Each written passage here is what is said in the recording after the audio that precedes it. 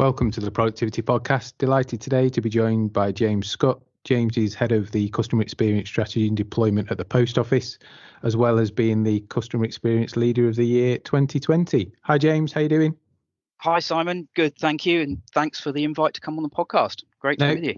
Good. More than welcome. I'm looking forward to this one. It's something maybe that we all know and love, the Post Office. Hopefully those that listen will be interested in what you've got to say. And, you know, we all love the Post Office, and we all make numerous visits across the year to some of your colleagues. So before we start, let's find out a bit more about you. So mention their job title, what you do at the Post Office, and you are the prestigious winner of the Customer Experience Leader of the Year for 2020. But before that, what have you done in your career, and how have you got to kind of win that award last year and be in the role you are today? Yeah, so I'm really pleased with that award, clearly. But yeah, so it started for me as something that you probably wouldn't expect. As I started with as being a professional chef a number of years ago, and that really for me was my grounding in customer experience. It wasn't trendy enough to be known as customer experience then. It was just something that you actually got it right. Everything had to be 100% right for your customer, and it was ingrained in you from the absolute outset. There was no other option, else your customer wouldn't come back and use profitable restaurant and therefore a job.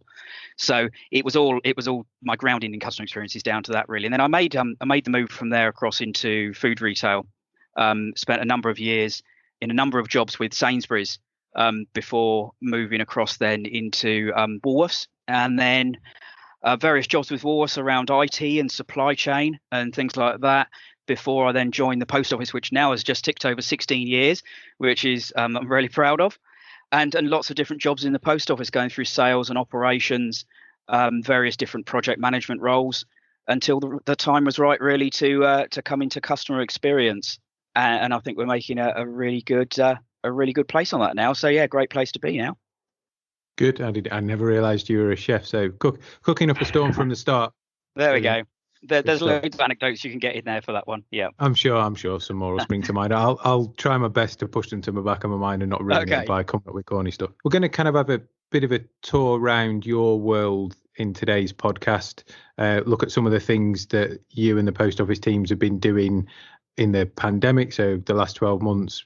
Talk a bit about kind of what that looks like as we move out of it, and then there's some stuff as we kind of sit here recording today that Rishi's announced that I think is quite interesting in terms of contactless that we'll touch on at the end. Big trend in the last 12 months, and I assume it will continue relatively as we move forward, is this move to local from town centres. So we've all been restricted in what we can do. That's meant we've had to look kind of on our doorstep rather than big cities and areas with lots of people. What's that meant for you and the teams in the Post Office? Yeah, and it was a big move as well. And of course, as soon as announcements happened like that, then yeah, our town centres kind of cleared out, and no one was going into them. So that had a big knock-on effect, of course, for our town centre branches, of which we've got a lot. And these are big branches. You know, they served a lot of people every single week. And so those people disseminated out into the places that were local for them. And for the Post Office, that means our more local branches to those people, mostly to where they live, rather than going into the town centre to transact. Now, of course, by their nature, that means that these branches are a little bit smaller than those town centre branches, which means all of a sudden you've got quite a lot of customers coming into those smaller environments, which is, I suppose, ironically, just the thing that you really don't want when you've got a pandemic and you've got to keep 2 meters apart and adhere by all of your social distancing measures. So there was a lot of support that was given to our independent postmasters across the country by our area management teams to help those branches cope with that. And ultimately, it's a time when a post office being quite a small environment behind the counter as well. And you could not necessarily get the same amount of people that you had serving behind the counter, serving the public, as you could before because of distancing measures there. So it was all around enabling those smaller branches to be able to safely serve customers, and also for our team members that work for our postmasters across the country to be able to operate and serve customers safely themselves. Screens in between individual members of staff and things like that, so that we didn't have to cut down the amount of serving positions that's available in some of those branches. So yeah, it was the first time round, like everybody, it hit us quite quickly, and there was a lot to put in place very quickly too. My generation, and certainly my kids and the younger generations, everybody just kind of resorted to doing everything online because that's what we know and is the easy thing to resort to. But I'm assuming there's a big, well, not assuming, there's a big percentage of the population that would still need to come out and visit the post office. So what kind of essential services were you seeing that moved from those town centres to local locations that people were still visiting in person? Yeah, it is. There's a big chunk of the UK's population that still transacts on cash, and much as we know that lots of people are moving towards contactless payments that I know we'll touch on later on, but also more digital ways of doing things. There is a lot of people that still rely on cash, and more than you would probably think from all the kind of main messages we get in the media about moving to digital. So there were certainly those people that work off of cash.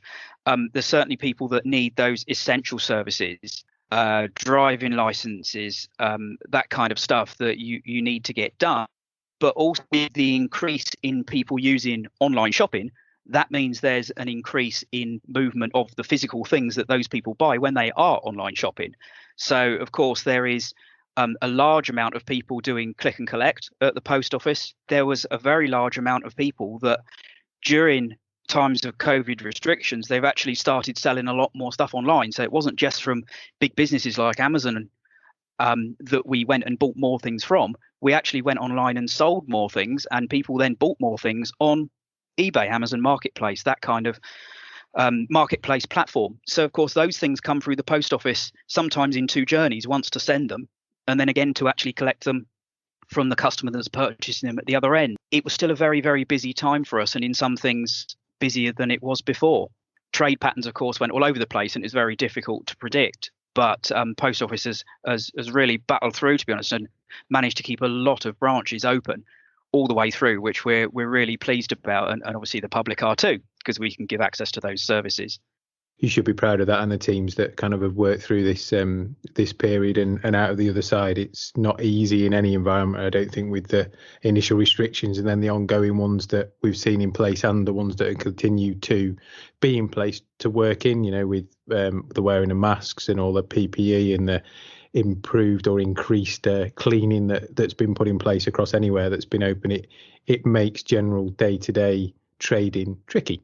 It does. So yeah, hats off to you and the team for keeping that spinning, because it's not easy, whatever walk of life you've been open during the pandemic.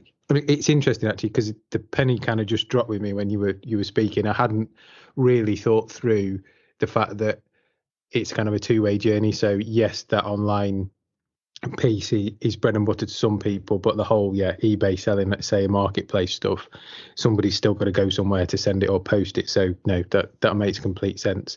And I assume on the positive, as we move out of kind of the last 12 months of lockdown, you're expecting to see things like, you know, big increases in people renewing passports, because there's a real desire for people to travel and maybe they've not needed to or wanted to renew. So I'm assuming you're expecting some big growth in services that potentially have been dormant in the last 12 months.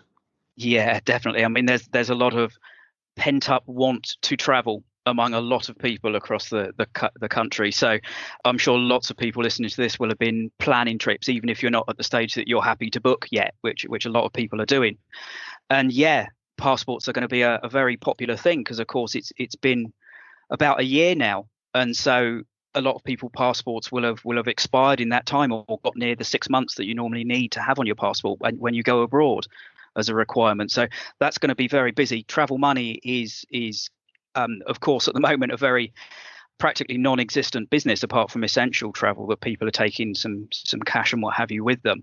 But yeah, when that opens up, we're going to be very busy, I think, at that point. International driving permits, travel, foreign currency for travel money card, which is our digital version, if you like, of travel money, is proving very popular, where you can just top up your card with the accompanying app that we've got. And of course, passports. Yeah, it's going to be a busy time. And with us coming out of the EU, then people driving across the EU, there's different requirements then for international driving permits and things like that. So a lot of people things that they were once familiar with. They're going to look to the post office to understand what they need to now do in this new environment. So yeah, we'll be pretty busy. The whole leaving the EU thing, it's clearly been kind of overshadowed by the pandemic, rightly so. But we're now, I don't think we've seen the impact of it because we've all been at home. So absolutely. Again, I hadn't really thought about the fact next time I go abroad, I'd take it for granted. I'd take my card license, I'd go hire a car. I'm going to have to think that through now and understand, is there a requirement in this country? Isn't there a requirement in that country? Because we've not had to, because it's just kind of happened as part of being locked down. So I haven't really felt the change, if that makes sense. No, definitely. And there's going to be, things like travel insurance. There's now going to be a need for people to have a bit more of an in-depth look at the terms and conditions of their travel insurance. Make sure you're buying a policy that is absolutely covering you for everything that you could possibly need. And those needs could be different to what they were before COVID. So there's a lot to consider for people abroad. So that must be a big impact on your teams and kind of upskilling them to legislation and requirements. But before we kind of think about the future, how have you and your support centre colleagues kind of looked after the post office teams during lockdown with field support and then I suppose managing customers in and out?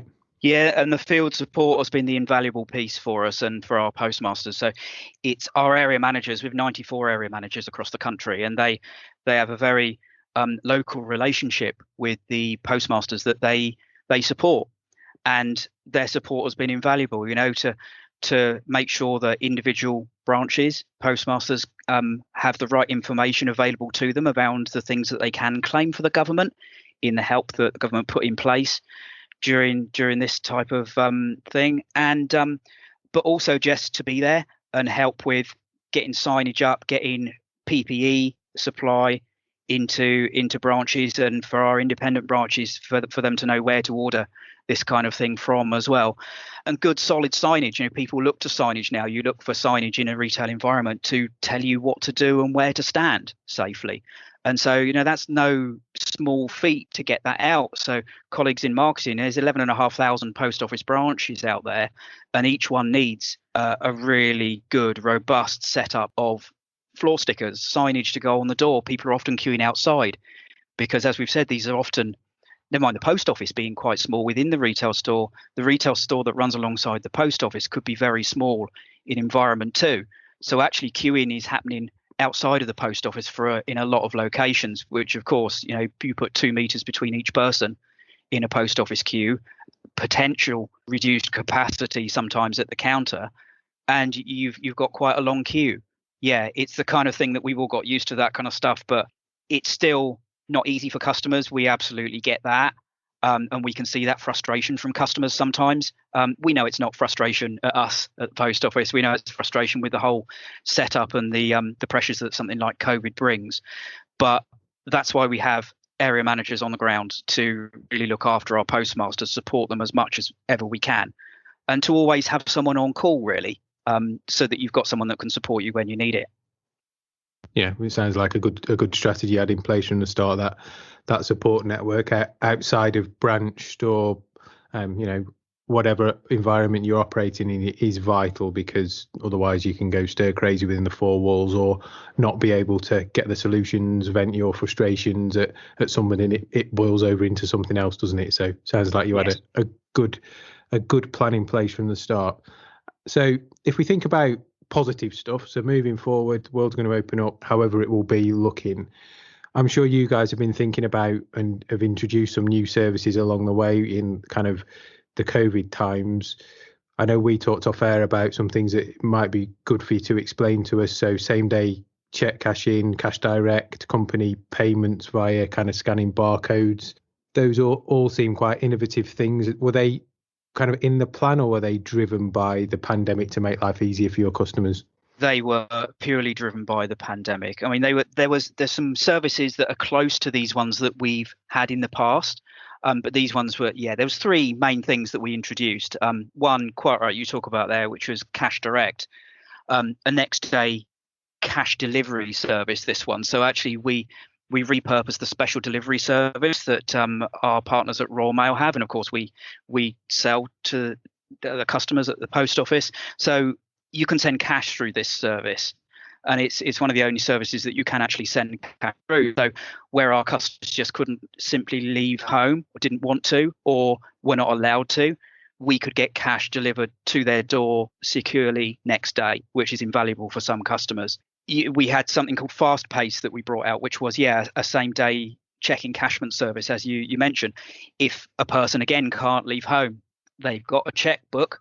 Once they found that and dusted that checkbook off, because maybe they don't use it too much, they can give that check to someone and they can bring that into the post office for same day encashment, which was proving really popular for people. And also Pay Out Now, which was, as you suggest, it's a barcoded voucher kind of scheme, which can be instantly exchanged for cash. So companies could send these vouchers with barcodes directly to their customers, who could come into a post office and exchange cash. Those sort of things evolved from so next day cash delivery. We've had next day travel money, foreign currency delivery for a number of years now as a standalone product, but repurposing that into sterling to be able to give people the cash they need for their day-to-day goings on is something that isn't really a small feat. Don't forget, we're talking about warehouses full of stock for us, which is cash, and and alike. So it's no small feat, but repurposed into 3 really good products to help people get access to the cash that they need. It follows that trend of innovation across the whole pandemic. We've seen it. You described 3 brilliantly there, but we've seen it in retail where people have got their online delivery or click and collect proposition or food delivery proposition from being something that was a pipe dream 6 years, 5 years away on a plan into implementation in 3 weeks. So it shows testament to times of darkness, innovations driven. So the pandemic, previous world wars, you just see a massive spike in the speed, agility, and the way things that people never thought possible in that timescale get done. So yeah, again, hats off, testament. Just before we came on to record this, the Chancellor's announced contactless payment will move to a limit of £100. So it moved up slightly during lockdown, and now it's gone, well, double and a bit more through to 100. So does that bring any initial thoughts into your mind, James, of benefits and potential risks? Yeah, I mean, we know that cashless as a society has advanced, of course, and it's good news, isn't it? It's so much simpler for customers to be able to just tap that card and pay, well, up to £100 in the future is really good. I guess it does bring a lot of benefits. It also brings to look at the other side of it, so the opportunity for some fraudsters out there. So please look after those cards, because one tap of that card and that's up to £100 that could come out of your account. Of course, there's fraud protection with lots of different bank accounts for people to check out. But yeah, it can only be a good thing. And yeah, it went from 35 to 45, didn't it? And then obviously that's proved itself to be of worth to go up to 100. So no, I think it's great news. Yeah, and I suppose in the little time I've had to reflect on it since the announcement, in my mind, this just really sets the bar for it to keep going up and up and up and up. So where the limit stops, who knows? It'll be somewhere sensible, I'm sure, for everyday transactions. But I doubt this will be the last one. And as you say, it kind of starts to play back to, are we going to start to phase out cash? I think I read, was it just pre-Christmas, they're talking about stopping production of, was it pennies or 2 pence? And you can just see it slowly evolving where there's kind of less coinage, less ability to pay by cash, or less desire to pay by cash. And clearly the pandemic's taught us that the less contact you can have with people in different environments, then potentially the safer it's going to be. So for me, it's an evolution, but I think that's where the world's going and where we're moving to. Yeah, I mean, it's got some way to go. I was saying the post office has got something out there called a cash tracker, and we track the amount of cash that's out in the UK, which of course we have a big part of. I think it's here to stay for quite some time. Cash, not all environments and communities move quite so quickly into a non-cash environment. But yeah, there'll be different forms of contactless payment coming out in the future as well, I'm sure. I remember paying for something, or trying to pay for something that was above the contactless threshold with my mobile phone as contactless, and actually it didn't knock back the transaction. It actually just asked me to put my fingerprint on the my thumb on the phone, take the fingerprint, and then it did it over a certain transaction. So there's clearly some other technologies out there as well that we're going to be able to leverage to make these things safer. as well as you get into those higher amounts. But yeah, it'd be interesting to watch and see how that one evolves. Yeah, and that's before we even get into the realms of paying by Bitcoin and all that kind of cryptocurrency, which I've not quite worked out if it's a good thing or a bad thing. It seems to be very volatile in terms of value, and I kind of did some really high level research on Bitcoin mining, which felt like you could be an instant millionaire, but the processing power and the number of warehouses with PCs and you'd need to do it is another thing. But yeah, who knows where it will be. But I think like you say, it's good news for those that want to take advantage, good news for those that clearly want to stay as contactless as they can in the paying respect and the personal space respect. So watch this space. I think over the time, see how it evolves. James, listen, it's been brilliant to catch up. I really enjoyed this one because it's kind of an area which I'm not that familiar with. So know the post office, as I said before, love it, as I'm sure we all do as a nation. And hats off again for you guys for staying open and helping and serving those customers that really needed your services through the last 12 months. Now, I've learned a lot and really enjoyed it. So really appreciate your time for coming on. Thank you. No worries. Thanks, Simon. Yeah, pleasure to come on the podcast. Thanks for the invite.